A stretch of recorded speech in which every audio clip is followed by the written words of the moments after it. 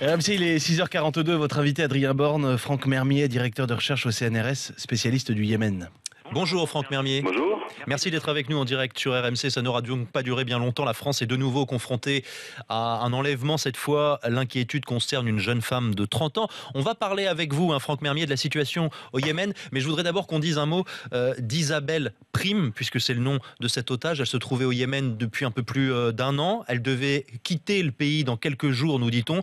Elle était la dernière expatriée de sa société américaine de conseil, à être encore présente sur place, consciente des risques, disent ses proches, comme cette amie de la famille qui a pu joindre pour RMC Marie Régnier. Je tremble, je suis pas bien, voilà. Simplement parce que j'étais proche d'elle et j'ai promené Isabelle dans son landau quand elle était bébé. Donc vous voyez, j'espère la revoir, voilà, c'est le truc que j'espère, la revoir. Ça fait mal là, en plus je l'ai appris comme ça et voilà, par un message, je suis pas bien, non, je suis pas bien. J'étais sa maman, sa grande sœur, enfin un peu tout en même temps. On était une famille, on est une famille. Isabelle, c'était... Voilà, c'est une tempête, c'est quelqu'un qui est pleine de vie et qui va de l'avant, qui aime bien faire beaucoup de choses, oui. Elle a beaucoup voyagé, donc c'est son truc. Hein. Le Yémen, c'est sûr qu'on a eu peur quand elle est partie là-bas. On a vu plein d'otages qui étaient libérés, qui étaient enlevés et tout. Bon, ça nous touche, mais ça, c'est pas du tout la même chose. Là, ça nous touche profondément. Moi, je sais que là, je suis touchée très profondément. Quand ça arrive, ça fait mal. Et j'espère tout simplement que la revoir en vie, c'est ça, tout simplement. J'ai peur pour elle. Voilà le témoignage RMC de l'une des proches d'Isabelle Prime qui a donc été enlevée avec son accompagnatrice au cœur de Sanaa, la capitale. Elle était à bord d'une voiture de la société. Franck Mermier, personne n'a officiellement revendiqué cet enlèvement.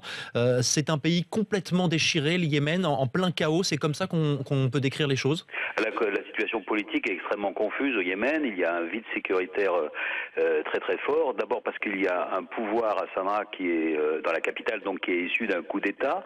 Hier, il y a eu même des combats entre ces miliciens qui ont pris le pouvoir à Sanaa, des rebelles, contre une base militaire dont ils se sont emparés. Donc la situation est très non seulement confuse, mais sans aucune sécurité dans la capitale même.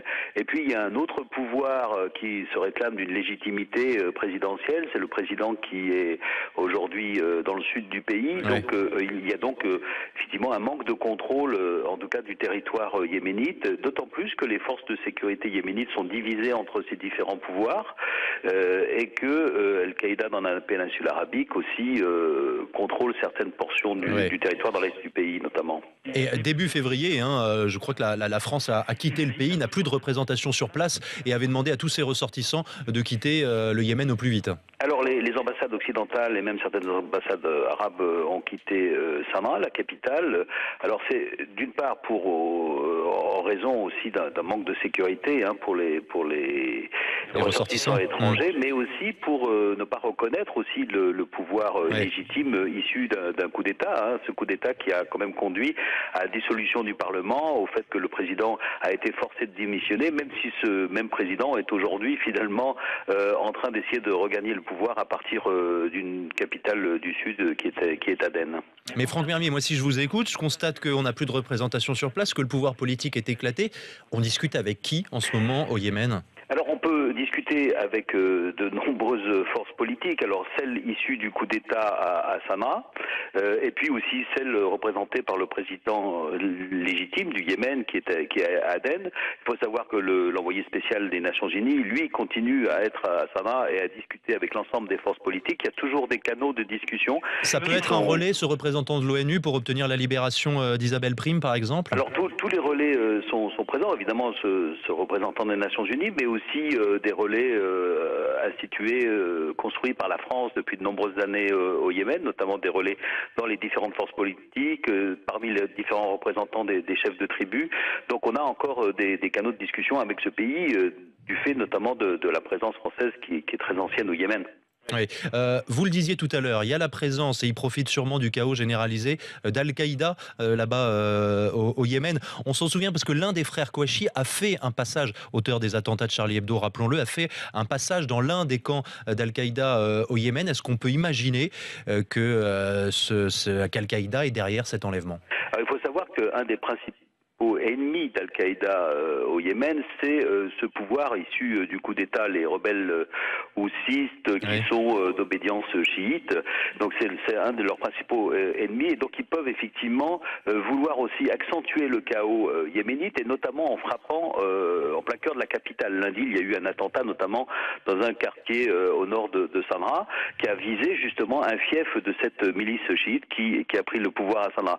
Donc il peut y avoir cette stratégie, évidemment, suivie par Al-Qaïda. Il peut aussi y avoir tout simplement l'action de groupes crapuleux. Il faut savoir qu'il y a eu beaucoup d'enlèvements organisés par soit par des groupes tribaux, soit par des organisations crapuleuses, du fait aussi que le Yémen est un pays extrêmement pauvre, un des plus peuplés de la péninsule arabique, mais presque sans ressources, si ce n'est le gaz et le pétrole, mais qui ne concerne que les ressources de l'État. Oui, et un des pays les plus pauvres alors qu'il a des voisins extrêmement riches. Est-ce qu'on discute, Franck Mermier, avec Al-Qaïda au Yémen? Non, disons directement non. Bien sûr, bien entendu, mais ils sont ouverts aux discussions, aux négociations, ou est-ce qu'ils sont vraiment dans une logique extrêmement radicale?